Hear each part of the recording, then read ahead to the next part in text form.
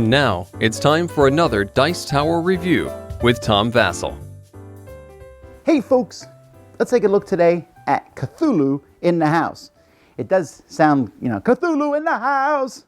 All right, well, yes, Cthulhu has been overused. And this is actually the third game in this series. This is the third in the series of Rumble in the House, Rumble in the Dungeon, and now Cthulhu in the House. This is essentially the same game as Rumble in the House and Rumble in the Dungeon, with portals at it. And everyone inside the house is now a Cthulhu monster. It is completely compatible with the other ones because they're all pretty much the same game. This one adds a slight twist with portals. I like the original two games, so you already know I'm probably going to like this one. Let's take a look.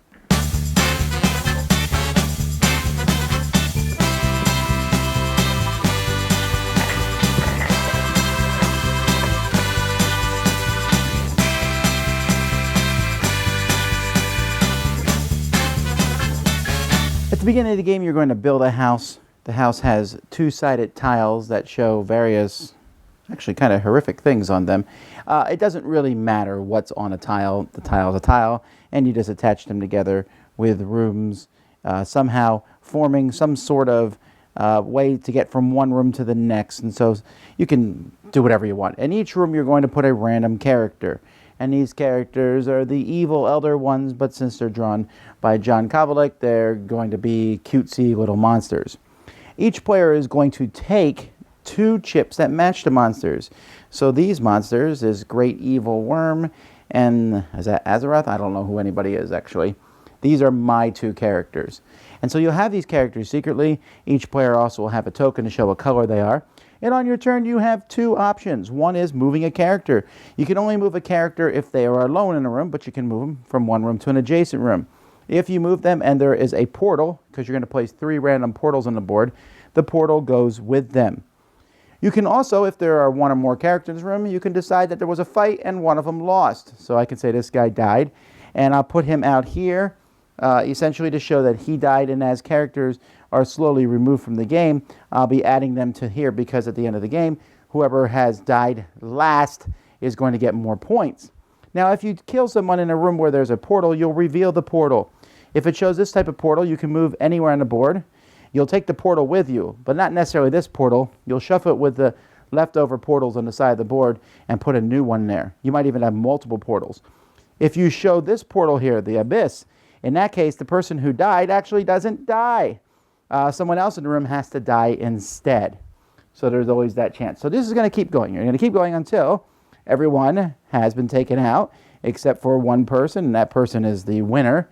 Each person's then going to get points for the higher of their two characters that they have. So when we look at the people who have been taken out, let's say this is the order that they were taken out in. These two guys score 0, then 1, then 2, 3, 4, 5, 6, 7, 8, 9, 10. Sorry, Cthulhu, you didn't get 10.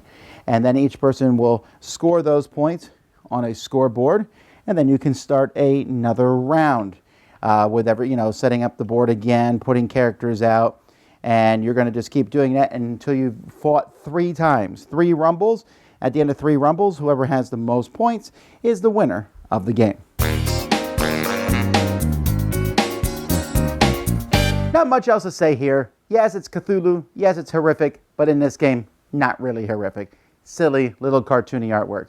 The game is essentially one where you're trying to keep your guys secret and you're like moving in. I don't know, why did you move those two together? Did you want Cthulhu to win that, or did you want Uchabakava to win that? I don't know all their names. Uchakabava seems like as good of a name as another.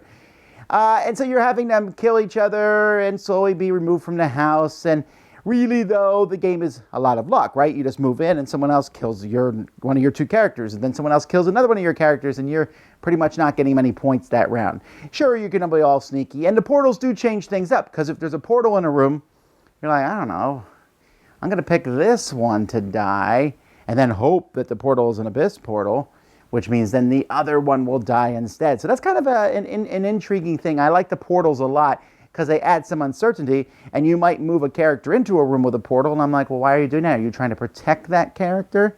What are you trying to do? And so it adds a little bit of interesting things. Of course, it's a little bit more chaos in the game, too. I might not like this sort of game if it was longer, if it was 30, 40 minutes. But because it's 10, 15 minutes, this game works really well. It's fun, it's silly. You set up this house, you put out the characters, boom, boom, boom, boom, boom, boom, boom, and it's done. And so I like that. You don't need this Rumble in the Dungeon and Rumble in the House. One of them is fine. I mean, yes, they're compatible, and maybe you want this one because you want cute Cthulhu. But I think one of these is fine. If you've never played this game before, it makes for a great little filler, something you can play while you're waiting for other people to show up to the game, or if you have 15 minutes to blow, this one is a cool way to do that. I think where you should be done with this kind of game, I don't want to see Rumble and something else next year, but this is the best one of the series because of the portals.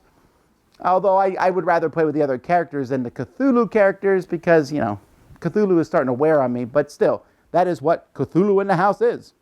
Dice Tower Judgment approved. Thanks so much for watching the Dice Tower videos. Find more great videos and reviews as well as our top-rated audio podcast at Dicetower.com.